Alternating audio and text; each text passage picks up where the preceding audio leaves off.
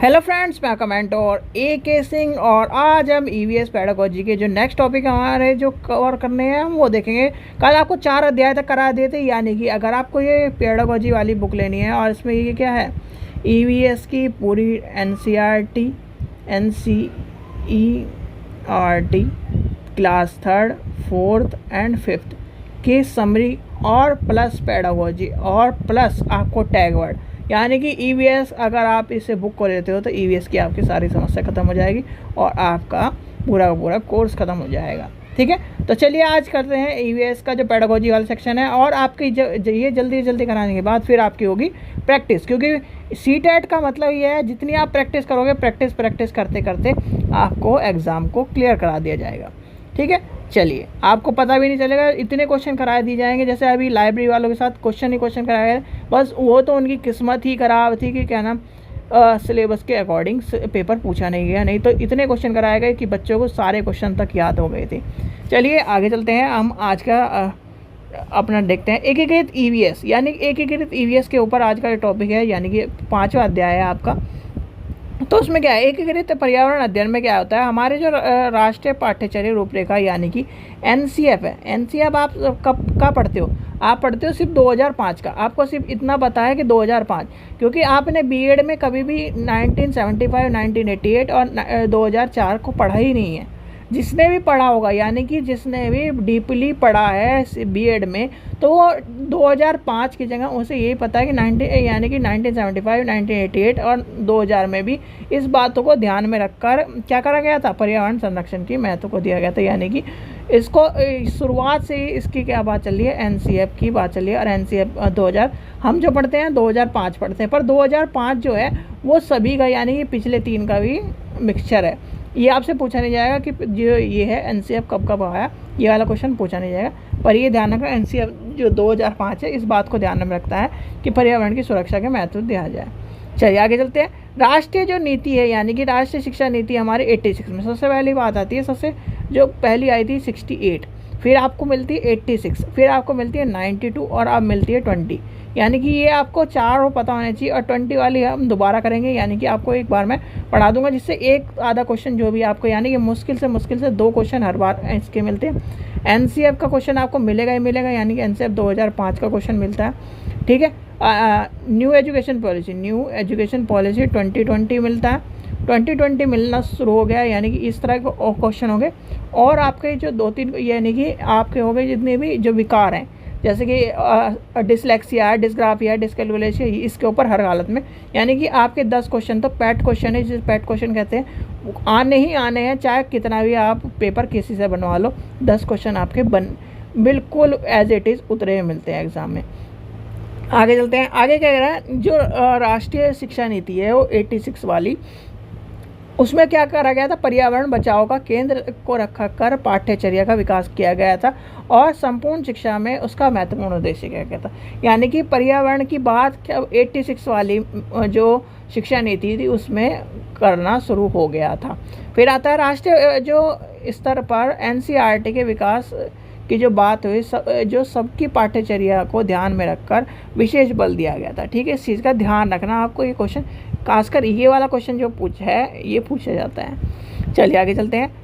1975 में राष्ट्रीय पाठ्यचर्या, यानी राष्ट्रीय पाठ्यचर्या की बात करिए, मैं प्राथमिक कक्षा में पर्यावरण को एक अलग विषय के रूप में पढ़ाने की बात कही गई। इससे प्रस्ताव किया गया पर्यावरण अध्ययन में के प्राथमिक और द्वितीय कक्षा में। आपको पता है प्राथमिक और द्वितीय कक्षा में, कल भी आपको बताया था, प्राथमिक और द्वितीय कक्षा में पर्यावरण किस में पढ़ाया जाता है, इंग्लिश में पढ़ाया जाता है, हिंदी में पढ़ाया जाता है और मैथ से पढ़ाया जाता है, याद रख लेना। और ये क्वेश्चन इंपॉर्टेंट है। और तीसरी, चौथी, 5वीं में जो ईवीएस है वो किसका मिक्सचर है, वो आपकी साइंस का, एसएसटी का और आपके एनवायरनमेंट का है, याद कर लेना। ये आपसे पूछा जाता है क्वेश्चन, इंपॉर्टेंट, बहुत ही इंपॉर्टेंट क्वेश्चन है।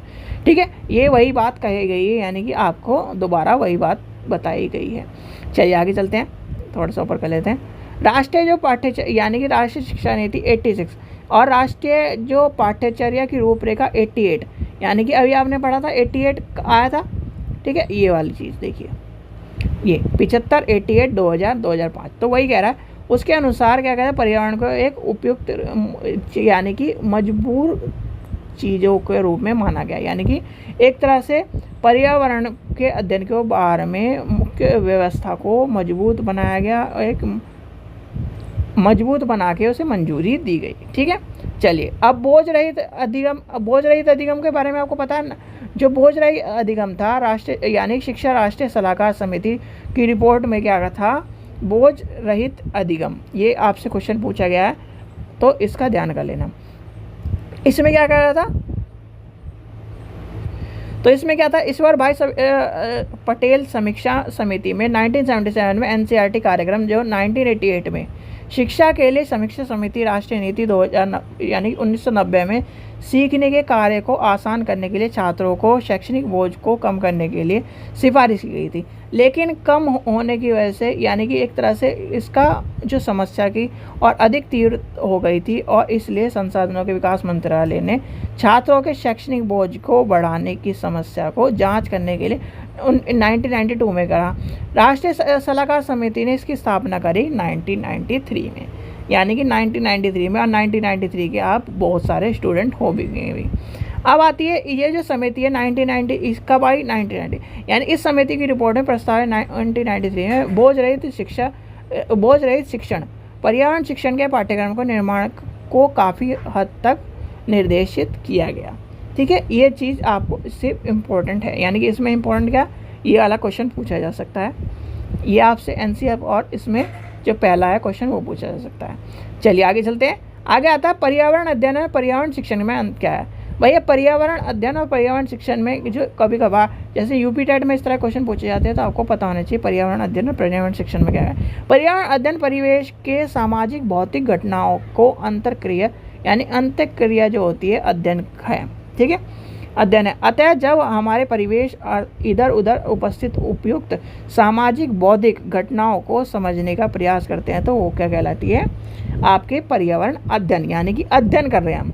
और शिक्षा क्या होती है, यानी कि एक तरह से ये हम पढ़ रहे हैं, इसे क्या कर रहे हैं, पढ़ रहे हैं, अध्ययन कर रहे हैं। और शिक्षा क्या होती है, जो एक तरह से ग्रहण करना है, यानी कि पर्यावरण शिक्षण में लोगों को बताया जाता है कि पर्यावरण के तरीके को प्रदूषण मुक्त कैसे करना है, उस यानी पर्यावरण को बनाए कैसे रखना है, परिस्थिति तंत्र को कैसे, यानी एक पूरा कार्यक्रम जिसमें चलता है वो होती है शिक्षा, और जिसमें एक तरह से अध्ययन की रूपरेखा होती है वो होती है शिक्षा यानी अध्ययन। तो ये था, यानी कि ये सिंपल सा पॉइंट है। अब ऐसे खासकर ये तो आपको एक तरह से पढ़ाने के लिए बताया जा रहा है, कभी भी इससे क्वेश्चन नहीं आता। ठीक है, क्योंकि देखो मेरा ये मानना है, मैं भी उस दौर से गुजरा हूँ, मैं भी BEd MAd हूँ, मेरा भी सीटेट क्वालिफाई। अगर मैं आपको गुमराह करूँगा औरों की तरह कि क्या नाम ये भी आएगा वो भी आएगा फलाना भी आएगा टिकड़ा भी आएगा, तो क्या होगा, आप परेशान होगे, सारी चीज़ याद करोगे, अपना सीटेट पास नहीं हो। सीटेट पास करना है, सिंपल एक नियम है, सीटेट पास करने के लिए कोई चीज़ नहीं, आपको एक बार थ्योरी पढ़ ली थ्योरी, और जितने भी आपको CDP के क्वेश्चन मिले यानी कि पेडागोजी से क्वेश्चन मिले 75 क्वेश्चन वो कर लो। सबसे आसान है हिंदी को, यानी कि हिंदी में से 30 भी ला सकते हो आप। क्यों, कैसे ला सकते हो भाई, हिंदी में क्या आता है, दो तो आते, एक तो आता है आपका क्या बोलते हैं पैसेज, और एक आता है पोएम, यानी कि 15 नंबर दो और 15 नंबर पेडागोजी, 30 में से 30 ला सकते हो, सिंपल। EVS में है, EVS में 15 नंबर तो पेडागोजी में ला ही सकते हो। बचा क्या है ना 15 नंबर, आप जब ये NCERT पढ़ोगे तो उसमें से भाई मान ले एक आधा सवाल गलत भी हो गया 14, तो यानी कि आपके कितने हो गए 59 हो गए 59। अब 59 में बचे कितने आपके, बचे 31 CDP, यानी कि CDP में भी तो वही बात है। अब यहाँ CDP में आपके आ सकते हैं 25 से 27, तो यानी कि बचे कितने भाई 31 7 मतलब 6 नंबर बचे, 4 25, अच्छा हाँ 6 नंबर बचे, क्योंकि 25 के साथ 6 नंबर बचे। अब 6 नंबर, अब बचे कितने आपके पास, सब्जेक्ट कितने बच रहे हैं, एक मैथ बच रहा है और एक इंग्लिश बच रहा है। मान लीजिए इंग्लिश किसी ने ले रखा है, मैथ में बच्चों की हवा पानी टाइट है, तो भैया हवा पानी टाइट है 15 नंबर की आपकी पेडागोजी तो वही पूछी जाएगी, उसमें 15 नंबर में से आप के मान लीजिए मैंने 10 नंबर आ गए, और जो आपका बचा किसका, जो भी आपका मैथ बचा उसमें लगा दो सारों में B।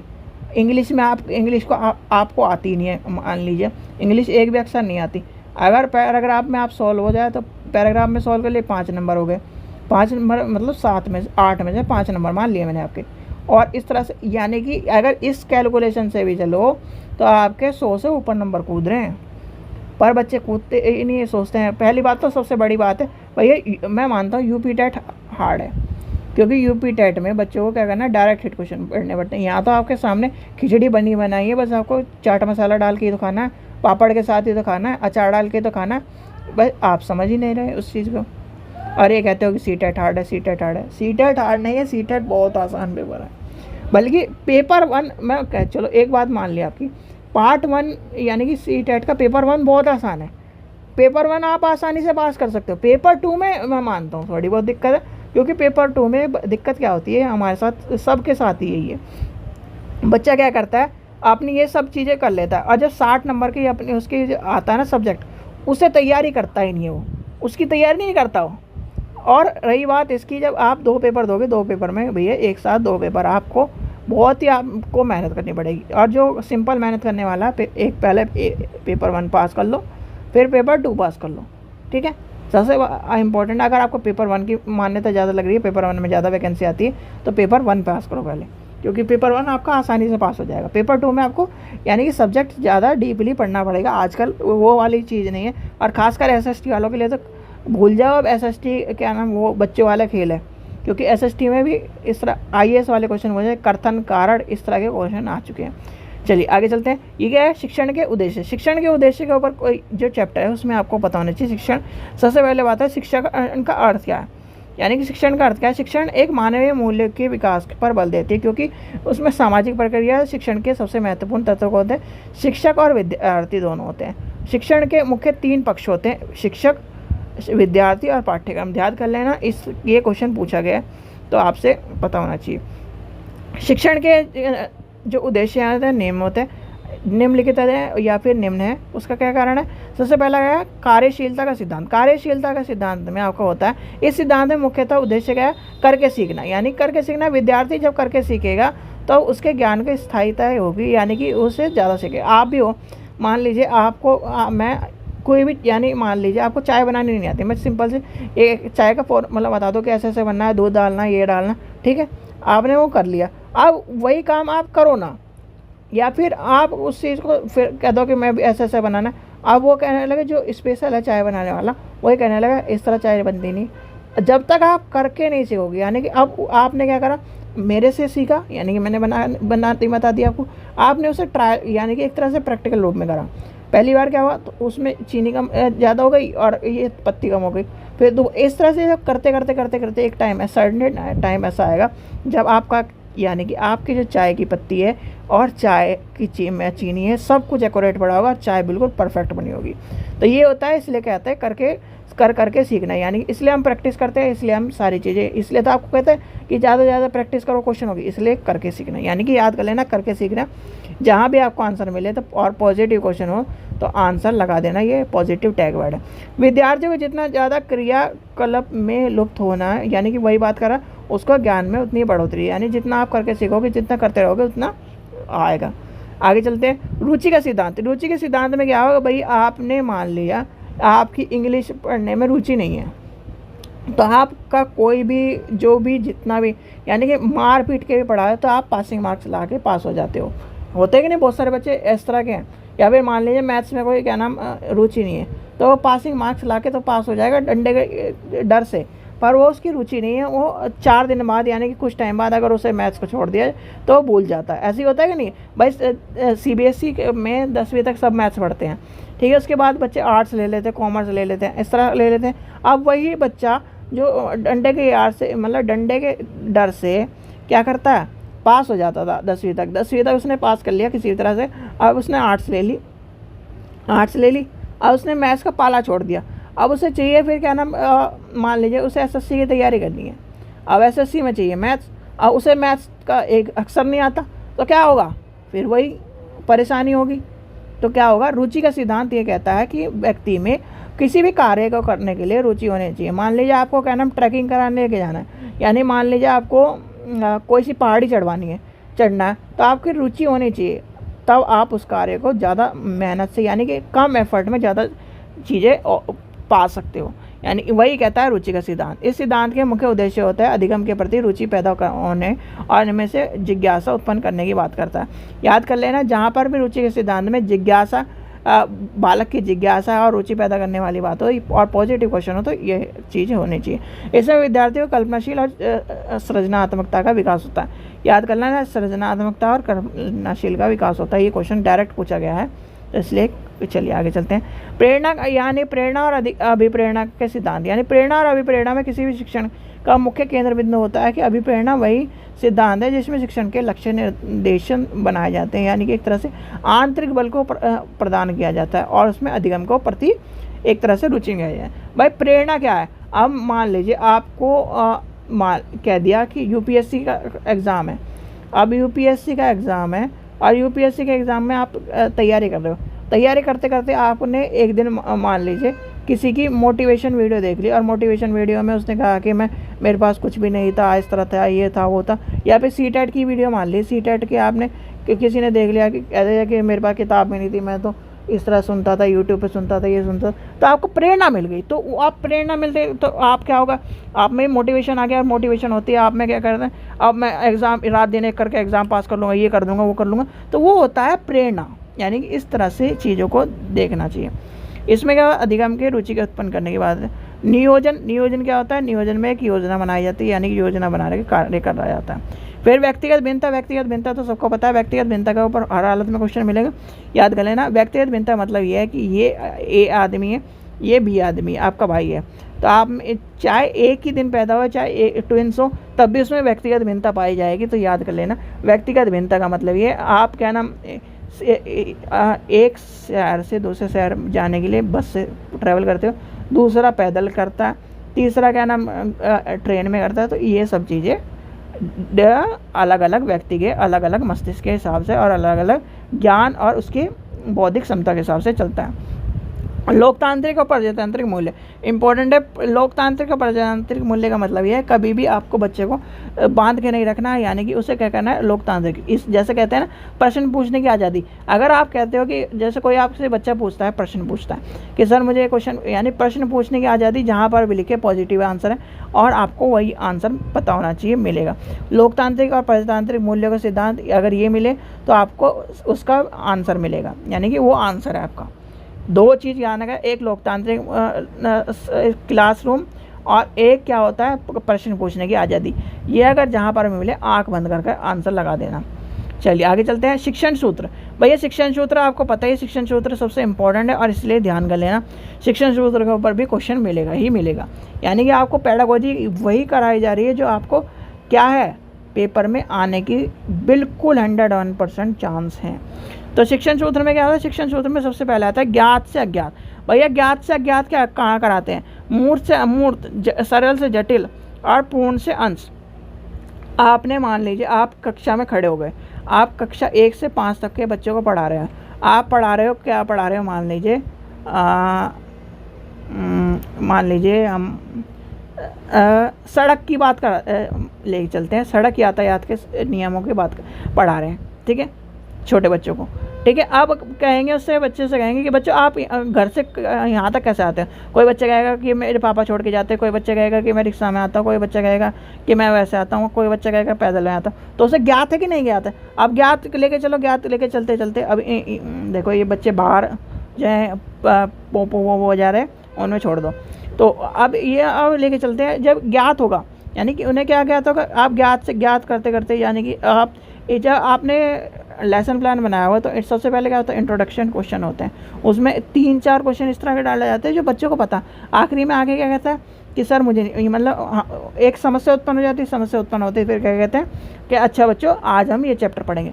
ऐसे होता है कि नहीं होता है। वही चीज़ कहता है कि यानी कि बच्चों को क्या करना है, विद्यार्थी को अधिगम कराने से पूर्व उसे विषय वस्तु से संबंधित ज्ञान जो उसे ज्ञात है, यानी कि अगर उसे समोसा बनाने का पता है, यानी कि समोसा उसने खाया है तो समोसा ऐसा होता है, ये होता है, वो होता है। अब आपको उसे बताना है समोसा कैसे बनना है, तो क्या करोगे, पहले उसे बताओगे कि उसने क्या खाया समोसा, हाँ मैंने खाया, यहाँ खाया, कैसे खाया, क्या क्या चीज़ें होती हैं उसमें, कैसे कैसे होता है, तो इस तरह का। अब उसे अंदर की चीज़ें बताओ।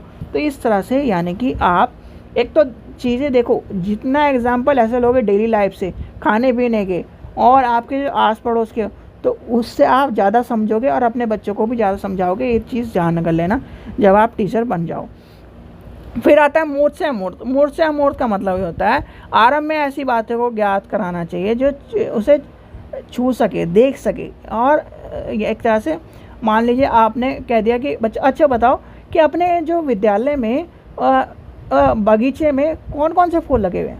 तो बच्चे भाई वहीं आपको प्रेयर होती है, वहीं क्या नाम आपसे बच्चा आता है तो बच्चा कहेगा मैडम रोज़ का फूल लगा हुआ है, लिली का फूल लगा, मतलब इस तरह के फूल बताएगा कि अच्छा। तो उस उन फूलों में अब उन फूलों में से कौन सा फूल ऐसा है जो हमारे को रंगों को बनाने की महत्व। अब ये सारे अमूर्त हो गया, यानी कि आपने तो फूलों के बारे में पूछ दिया, कलर पूछ दिया, सब कुछ पूछ दिया। अब उसका क्या हो गया, आगे उससे जो इम्पोर्टेंट चीज़ आ गई तो उसमें अमूर्त हो गया। तो इसलिए इस चीज़ का भी ध्यान रखा जाता है कि हमें किस तरह से लेके चलना है, मूर्त से अमूर्त। फिर आता है सरल से जटिल। सरल से जटिल में क्या होता है, पहले सरल चीज़ बताई जाती है। मान लीजिए आपको बताना है गुणा भाग बताना है, तो पहले से क्या बताओगे, पहले से बताओगे 2 + 2 = 4, ठीक है। फिर आएगा 4 - 2 = 2, ठीक है, ये हो गया। अब ये हमने प्लस माइनस सिखा दे। आपने जो सुना भी होगा सबसे पहले क्या होता था, प्लस माइनस। गुणा और भाग बाद में आते हैं, गुणा भाग इनके भाई हैं, मतलब एक तरह से इन्हीं से निकले हुए हैं। जो मैथ्स का स्टूडेंट होगा वो मेरी बात को समझ रहा होगा कि मैथ्स में एक चीज़ कही जाती है, प्लस माइनस से ही गुणा और भाग जो हैं वो निकले हैं। तो ये जो चीज़ है, यानी कि आपको गुणा जो और भाग जो हैं, आप जो मैथ्स का स्टूडेंट होगा वो समझ रहा होगा, क्योंकि आपने डीपली मैथ्स पढ़ा। डीपली मैथ्स में सब कुछ बताया जाता है कि जब पहले सबसे पहले आता है प्लस माइनस। अब प्लस माइनस ये आ गया 4। अब मैं ये कर दूं कि 2 × 2। अब 2 × 2 क्या होगा बताओ भाई, 2 × 2 क्या होगा। अब 4/2 क्या होगा, तो क्या होगा, यानी कि इससे रिलेटेड होगा कि नहीं होगा। तो ये सब चीज़ें यानी कि उसे सरल से जटिल की ओर लेके जा रहा है। अब पूर्ण से अंश क्यों, पूर्ण से अंश क्या है, अधिगम कार्य को पहले जो पाठ के सारांश प्रस्तुत किया गया, पहले सारांश प्रस्तुत करते हैं। सारांश प्रस्तुत कर दिया यानी पूर्ण क्या, एक तरह से उसके बाद विभिन्न अंशों को यह ज़्यादातर एसएसटी में, जैसे एसएसटी में क्या होता है, एसएसटी में एक तरह से मान लीजिए हिस्ट्री पढ़ा रहे हैं कोई टीचर आपको, पहले क्या कर रहा है, अकबर ये था वो था सब कुछ आपको, यानी कि चैप्टर का नाम लेके उसने पूरी कहानी सुना दी आपको। अब कहानी सुना के फिर आपको कराता कि नहीं कि ये जो चैप्टर यानी कि ये पॉइंट है, इसमें ये चीज़ इंपॉर्टेंट है, ये चीज़ इंपॉर्टेंट। और आजकल तो जो पढ़ाने वाले जो मेथड है वो भी चलने लगा है, यानी कि आपको रीडिंग भी कराई जाती है एसएसटी में भी। क्यों कराई जाती है, जिससे आपकी रीडिंग कंपल्सरी, यानी कि एक तरह से रीडिंग कंपल्सरी हो गई और वो भी आपकी पूरी हो जाए। फिर आता है विशिष्ट से सामान्य। विशिष्ट से सामान्य में क्या है, सर्वप्रथम जो विशेष उदाहरण होते के द्वारा उसके विषय के अर्थ स्पष्ट कराए जाते हैं, उसके उपरांत उदाहरण देते हुए उसके समस्या यानी सामान्यकरण कराया जाता है। फिर आता है प्रत्यक्ष। ये 9 चैप्टर हमारा पर्यावरण शिक्षण की विधि है, ये हम कल पढ़ेंगे, तो आज हम इतना पढ़ेंगे। फिर आता है ये प्रत्यक्ष अप्रत्यक्ष। प्रत्यक्ष अप्रत्यक्ष में क्या होता है, विद्यार्थी जो होता है वो पहले प्रत्यक्ष ज्ञान कर लेता है और उसके पश्चात फिर होता है अप्रत्यक्ष, यानी कि अप्रत्यक्ष ज्ञान में जो देखा है उसने, जो सुना है, जो सरलता से ग्रहण करा है, उसके बाद उसके अप्रत्यक्ष ग्रहण जो उसकी चीज़ें होती है, जो उससे कठिनाई हो रही है, वो सब चीज़ें आएंगी। ठीक है बच्चों, ये आपको समझ में आ गया होगा। यही देखो, आपको कोई भी ऐसी चीज़ नहीं पढ़ाई जा रही है जो आपके एग्ज़ाम में नहीं आए। और ये जो बुक है बहुत ही इसलिए बनाई गई है आपके सारे टॉपिक्स को देखकर, और अभी आप तो ये लग रहा है इस तरह की चीज़ आगे जब देखोगे, जब एनसीईआरटी पढ़ोगे, एनसीईआरटी में हो आप यहाँ से मैच कर लेना और क्वेश्चनों को मैच कर लेना, सेम टू सेम वही चीज़ मिलेगी। ठीक है बच्चों, चलिए आशा करता हूँ आपको वीडियो पसंद आई। वीडियो पसंद आई तो लाइक करें, चैनल को सब्सक्राइब करें, वीडियो को ज़्यादा से ज़्यादा शेयर करें। ठीक है बच्चों, चलिए, थैंक यू।